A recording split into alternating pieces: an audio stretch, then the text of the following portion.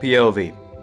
It's late 2000s, early 2010s. You decide to boot up your PlayStation 3.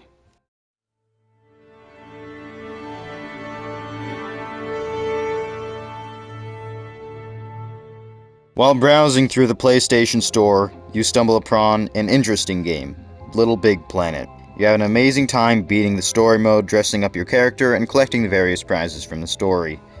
After a while, you discover amazing community-made levels. Whether it's a survival, challenge, race, or story-based level, you're sure to have hours of fun. You start to play the game for hours every day. It's the first thing you do after school, and the last thing you do before you go to bed. After experiencing the fun the first game has to offer, you might stumble upon its sequel, Little Big Planet 2. This game introduces many more creative opportunities, making each level more detailed and memorable, while also introducing amazing story with its endless replayability. This game becomes an instant classic, and when you hear this game series is getting a third installment, you're very excited to say the least.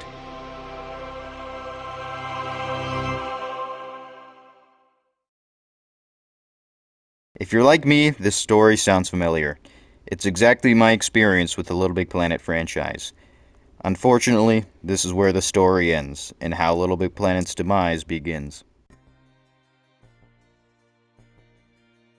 It would be a cheap shot to say that Sumo Digital, the company behind Little Big Planet 3, is the reason the franchise died. Up until now, a studio named Media Molecule was behind every single Little Big Planet game, but Sony decided to put Sumo Digital in charge of Little Big Planet 3, with the promise that the game will be finished in time for Black Friday and the holidays. Sony was only interested in money presented by this third installment, but the fans weren't happy with the decision. The game that has been forever enclosed in our hearts and made nostalgic for the vast amounts of fun and memories is now getting a third game that ruins the game's wonderful reputation. As a result of this strict deadline presented by Sony, the game turned out rushed, broken, and forgettable.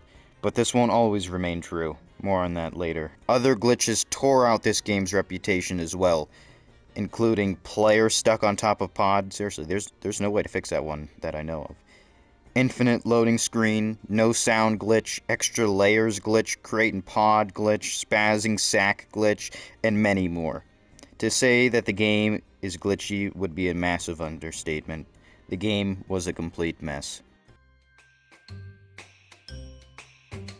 Sumo Digital was just a rookie company. They haven't worked on much before. And, well, Sony just decided to put them in charge of everything. They had to create Little Big Planet 3. The game already had an amazing reputation, and they had to live up to that. It wasn't going to go well. Sumo Digital is a British-based company founded in 2003. Before Little Big Planet, they worked on such projects as Sega Superstars Tennis and Virtua Tennis 3. So they were... Obviously, they were a very underskilled company, tasked with completely recreating the memories and fondness presented by the Little Big Planet series. They actually ended up pulling the project off. If they had enough time, I'm positive that they could have made an amazing installment to the series. But Sumo wasn't the reason for Little Big Planet 3's failure. Sony was. Sony established this project with only one thing in mind: money. I understand the cliche of a big evil corporation behind it all taking all of our money, but in this case, it's true. Sony created the deadline so very strict to Sumo, giving them practically no time at all. The deadline was around Black Friday to Christmas time, where sales would skyrocket. And sales would have skyrocketed if the game was completed and worth the purchase. Not only this, Sony made the game a part of its PlayStation Hits catalog, meaning more people would see the game and how it was handpicked by Sony. Unfortunately, their cheap ways of selling the game did not work. Little Big Planet 3 sold the least amount of copies out of any game in the series.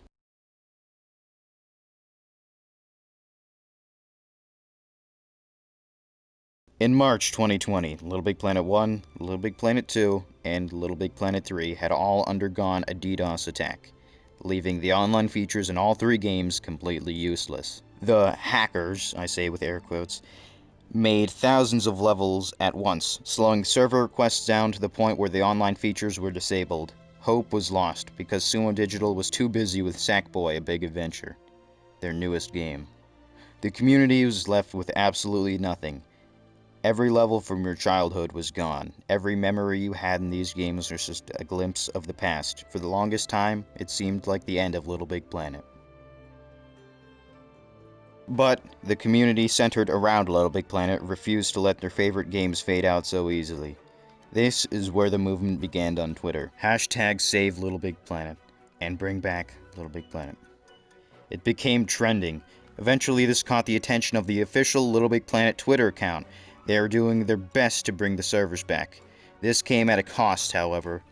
Little Big Planet 1 and 2 were on PlayStation 3. They were exclusive to the PlayStation 3, and in order to fix the online issues, they would have to update the game.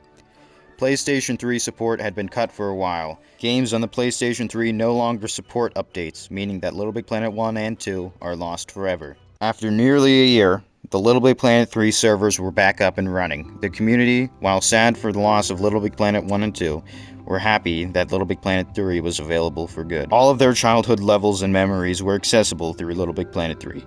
While their childhood games are lost, the community realized that even though Little Big Planet 3 is a broken, glitchy mess, it's still a beautiful game that they played all those years ago. Instead of moping in the forgotten memories, they could create new ones in Little Big Planet 3.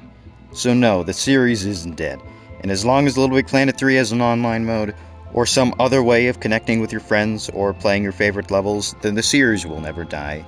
This game series will forever be immortalized in my heart, and hopefully yours.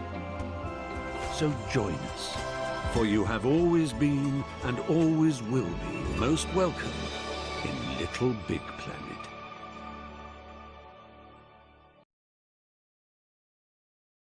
Yeah, I wanted to do something different today, you know? It's awesome. I just wanted to talk about Little Big Planet. I mean, this was just the game of my childhood.